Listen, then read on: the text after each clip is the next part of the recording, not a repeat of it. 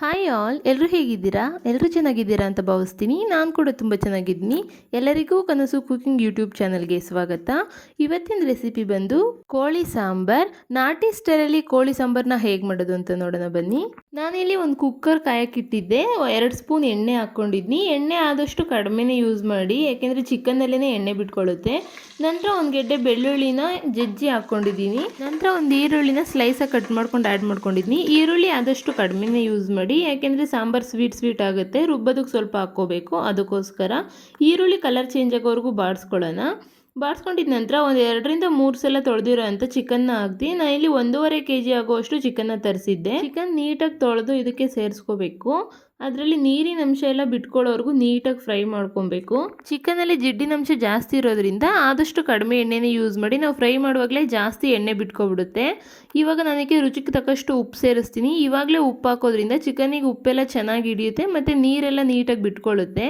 ನಂತರ ಇದಕ್ಕೆ ಸ್ವಲ್ಪ ಅರಿಶಿಣದ ಪುಡಿ ಸೇರಿಸ್ಬಿಟ್ಟು ಫ್ರೈ ಮಾಡ್ತೀನಿ. ಇದನ್ನ ನೀಟಾಗಿ ಫ್ರೈ ಮಾಡಬೇಕು. ಅಟ್ಲೀಸ್ಟ್ ಒಂದು 10 ಮಿನಿಟ್ಸ್ ಆದರೂ ನೀಟಾಗಿ ಫ್ರೈ ಮಾಡಬೇಕು. ಆ ನೀರಿನ ಅಂಶ ಎಲ್ಲ ಬಿಟ್ಕೊಂಡು ಅದೆಲ್ಲ ಹಿಂಗಬೇಕು, ನೀರಿನ ಅಂಶ ಎಲ್ಲ ಅಲ್ಲಿವರೆಗೂ ನೀಟಾಗಿ ಫ್ರೈ ಮಾಡ್ಕೊಳ್ಳಿ. ನೀವು ಜಾಸ್ತಿ ಫ್ರೈ ಮಾಡಿದಷ್ಟು ಸಾಂಬಾರು ತುಂಬ ಚೆನ್ನಾಗಾಗುತ್ತೆ. ಇದೆಲ್ಲ ಫ್ರೈ ಆಗಲಿ. ಅಷ್ಟೊತ್ತಿಗೆ ಇದಕ್ಕೆ ಮಸಾಲೆ ರುಬ್ಕೊಳ್ಳೋಣ ಬನ್ನಿ. ಒಂದು ಜಾರ್ಗೆ ನಾನಿಲ್ಲಿ ಸ್ವಲ್ಪ ಕೊತ್ತಂಬರಿ ಸೊಪ್ಪನ್ನ ಸೇರಿಸ್ಕೊತೀನಿ. ಅದೇ ಕ್ವಾಂಟಿಟಿಲಿ ಸ್ವಲ್ಪ ಪುದೀನ ಸೊಪ್ಪನ್ನ ಸೇರಿಸ್ಕೊತೀನಿ. ಒಂದು 2-3 ಟೇಬಲ್ ಸ್ಪೂನ್ ಅಷ್ಟು ಕಾಯಿ ತುರಿ ಸೇರಿಸ್ಕೊತೀನಿ. ಒಂದು ಅರ್ಧ ಟೊಮೆಟೊ ಸೇರಿಸ್ಕೊತೀನಿ. ನಂತರ ಒಂದು 8-10 ಎಸಳು ಬೆಳ್ಳುಳ್ಳಿನ ಸೇರಿಸ್ಕೊತೀನಿ. 1 ಇಂಚಷ್ಟು ಶುಂಠಿ ಸೇರಿಸ್ಕೊತೀನಿ. ನಾನು ಒಗ್ಗರಣೆಗೆ ಏನು ಶುಂಠಿ ಯೂಸ್ ಮಾಡಿಲ್ಲ. ನಂತರ ಒಂದು ಅರ್ಧ ಈರುಳ್ಳಿನ ಸೇರಿಸ್ಕೊತೀನಿ. 1 ಹಸಿಮೆಣ್ಸಿನ್ಕಾಯಿ ಸೇರಿಸ್ಕೊತೀನಿ. ಒಂದು 6-7 ಕಾಳು ಮೆಣಸನ್ನ ಸೇರಿಸ್ಕೊತೀನಿ. ಸ್ವಲ್ಪ ಚಕ್ಕೆ ತೊಗೊಳ್ಳೋಣ. ನಂತರ ಒಂದು 4-5 ಲವಂಗ ತೊಗೊಳ್ಳೋಣ. 1 ಟೇಬಲ್ ಸ್ಪೂನಷ್ಟು ಹುರ್ಗಡ್ಲೆ ತೊಗೋತೀನಿ. ನಂತರ ಒಂದು ಅರ್ಧ ಸ್ಪೂನಷ್ಟು ಗಸಗಸೆ ಹಾಕೋದ್ರಿಂದ ಹೀಟ್ ಕಡಿಮೆ ಆಗುತ್ತೆ. 1 ಸ್ಪೂನಷ್ಟು ಧನಿಯಾನ ತೊಗೋತೀನಿ. ಇದನ್ನ ನುಣ್ಣಗೆ ಪೇಸ್ಟ್ ಮಾಡ್ಕೊಳ್ಳಿ. ಆದಷ್ಟು ನುಣ್ಣಗೆ ರುಬ್ಕೊಳ್ಳಿ. ಇದನ್ನ ಚೆನ್ನಾಗಾಗುತ್ತೆ ಸಾಂಬಾರು. ನೋಡಿ, ಈ ರೀತಿ ನಾನು ಪೇಸ್ಟ್ ಮಾಡ್ಕೊಂಡಿದ್ದೀನಿ. ನೋಡಿ, ಚಿಕನ್ ಎಲ್ಲ ನೀಟಾಗಿ ಫ್ರೈ ಆಗಿದೆ. ಜಿಡ್ಡಿನ ಅಂಶ ಎಲ್ಲ ಬಿಟ್ಕೊಂಡಿದೆ ಮತ್ತು ನೀರಿನ ಅಂಶ ಎಲ್ಲ ಹಿಂಗಿದೆ. ಈ ರೀತಿ ಫ್ರೈ ಮಾಡ್ಕೋಬೇಕು ನಾವು, ಅವಾಗ ಸಾಂಬಾರು ತುಂಬ ಚೆನ್ನಾಗಾಗುತ್ತೆ. ಇವಾಗ ರುಬ್ಬಿರೋ ಅಂಥ ಮಸಾಲೆ ಹಾಕ್ತೀನಿ. ಮಸಾಲೆ ಹಾಕಿ ಅದು ಹಸಿ ಸ್ಮೆಲ್ ಎಲ್ಲ ಹೋಗೋವರೆಗೂ ಇದನ್ನ ನೀಟಾಗಿ ಫ್ರೈ ಮಾಡ್ಕೊಬೇಕು. ಇಷ್ಟು ಮಸಾಲೆಯಲ್ಲಿ 2 kg ಚಿಕನ್ ಆದ್ರೂ ಮಾಡ್ಬೋದು, ಏನು ತೊಂದರೆ ಇಲ್ಲ, ಸಾಕಾಗುತ್ತೆ. ನೋಡಿ, ಫ್ರೈ ಆಗಿದೆ, ಹಸಿ ಸ್ಮೆಲ್ ಎಲ್ಲ ಹೋಗಿದೆ ಮತ್ತು ಎಣ್ಣೆ ಎಲ್ಲ ನೀಟಾಗಿ ಸೈಡಲ್ಲಿ ಬಿಟ್ಕೊಂಡಿದೆ ನೋಡಿ. ಇವಾಗ ಇದಕ್ಕೆ ಸಾಂಬಾರು ಪೌಡ್ರನ್ನ ಯೂಸ್ ಮಾಡ್ತೀನಿ. ಕೆಲವೊಬ್ಬರು ಪ್ಲೇನ್ ಧನಿಯಾ ಪೌಡ್ರನ್ನ ಯೂಸ್ ಮಾಡ್ತಾರೆ. ನಾನು ಆ ರೀತಿ ಮಾಡಲ್ಲ. ನಾನು ಮನೇಲೇ ಮಾಡಿರೋಂಥ ಸಾಂಬಾರು ಪೌಡ್ರನ್ನ ಉಪಯೋಗಿಸ್ತಾ ಇದ್ದೀನಿ. ಒಂದು 4 ಸ್ಪೂನಷ್ಟು ಸಾಂಬಾರು ಪೌಡ್ರನ್ನ ಯೂಸ್ ಮಾಡ್ತಾ ಇದ್ದೀನಿ. 1 ಸ್ಪೂನಷ್ಟು ಚಿಲ್ಲಿ ಪೌಡ್ರನ್ನ ಯೂಸ್ ಮಾಡ್ತೀನಿ. ಖಾರಕ್ಕೆ ನೋಡಿಕೊಂಡು ನೀವು ಚಿಲ್ಲಿ ಪೌಡರ್ನ ಯೂಸ್ ಮಾಡ್ಕೊಳ್ಳಿ. ಒಣಪುಡಿನೇ ಹಾಕ್ಬಿಟ್ಟು 1 ನಿಮಿಷ ಫ್ರೈ ಮಾಡಿ. ಜಾಸ್ತಿ ಹೊತ್ತು ಫ್ರೈ ಮಾಡೋಕ್ಕೋದ್ರೆ ತಳ ಹಿಡಿಯುತ್ತೆ. ಒಣಪುಡಿನೇ ಹಾಕಿ ಫ್ರೈ ಮಾಡೋದ್ರಿಂದ ಮಸಾಲೆ ಎಲ್ಲ ನೀಟಾಗಿ ಹಿಡಿಯುತ್ತೆ ಮತ್ತು ಟೇಸ್ಟ್ ತುಂಬ ಚೆನ್ನಾಗಿರುತ್ತೆ. ಪೀಸ್ ತಿನ್ನುವಾಗ ಟೇಸ್ಟ್ ತುಂಬ ಚೆನ್ನಾಗಿರುತ್ತೆ.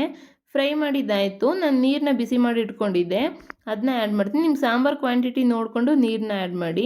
ಬಿಸಿನೀರು ಯೂಸ್ ಮಾಡೋದ್ರಿಂದ ಸಾಂಬಾರು ಬೇಗ ಆಗುತ್ತೆ ಮತ್ತು ಟೇಸ್ಟು ತುಂಬ ಚೆನ್ನಾಗಾಗುತ್ತೆ. ಸಾಂಬಾರು ಪೌಡ್ರನ್ನ ನೋಡ್ಕೊಂಡು ಆ್ಯಡ್ ಮಾಡಿ, ಯಾಕೆಂದರೆ ಬೆಂದಾದ್ಮೇಲೆ ಸ್ವಲ್ಪ ಸಾಂಬಾರು ಥಿಕ್ನೆಸ್ ಜಾಸ್ತಿ ಆಗುತ್ತೆ. ಯಾಕೆಂದರೆ ಕಡಲೆ ಯೂಸ್ ಮಾಡಿದ್ದೀವಿ ಅಲ್ವಾ, ಅದಕ್ಕೋಸ್ಕರ ಸ್ವಲ್ಪ ತೆಳ್ಳಗೆ ಇರಲಿ. ಆಮೇಲೆ ಬೇಕಾದರೆ ನೋಡ್ಕೊಂಡು ಆ್ಯಡ್ ಮಾಡ್ಕೋಬೋದು. ನೋಡಿ, ಈ ಹದಕ್ಕೆ ಇದ್ರೆ ಸಾಕಾಗುತ್ತೆ.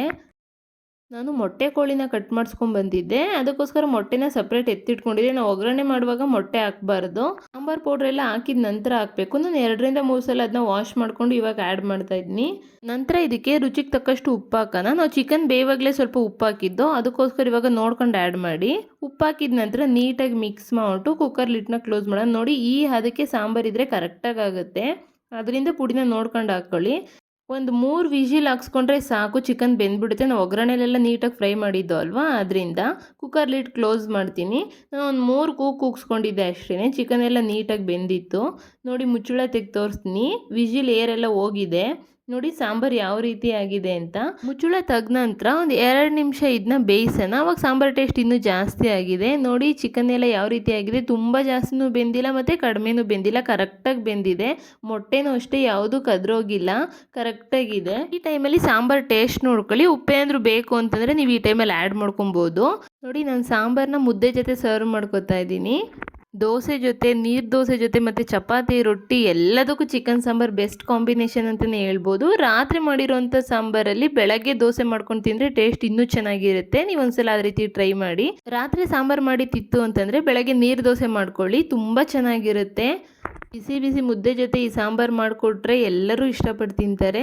ನೋಡಿದ್ರಲ್ವ ಈಸಿಯಾಗಿ ಚಿಕನ್ ಸಾಂಬಾರನ್ನ ಹೇಗೆ ಮಾಡ್ಬೋದು ಅಂತ. ಹಾಗಾದರೆ ಈ ರೆಸಿಪಿ ನಿಮಗೆ ಇಷ್ಟ ಆಗಿದರೆ ಖಂಡಿತ ಲೈಕ್ ಮಾಡಿ, ಶೇರ್ ಮಾಡಿ ಹಾಗೂ ಕಮೆಂಟ್ ಮಾಡಿ. ರೆಸಿಪಿ ಟ್ರೈ ಮಾಡಿದ ನಂತರ ನನಗೆ ಕಮೆಂಟ್ ಮಾಡಿ ತಿಳಿಸಿ ಹೇಗಾಗಿತ್ತು ಅಂತ. ಮತ್ತಷ್ಟು ಈಸಿ ರೆಸಿಪಿಗಾಗಿ ಕನಸು ಕುಕಿಂಗ್ ಯೂಟ್ಯೂಬ್ ಚಾನಲ್ನ ಸಬ್ಸ್ಕ್ರೈಬ್ ಮಾಡೋದು ಮರಿಬೇಡಿ. Thank you for watching. Thank you all.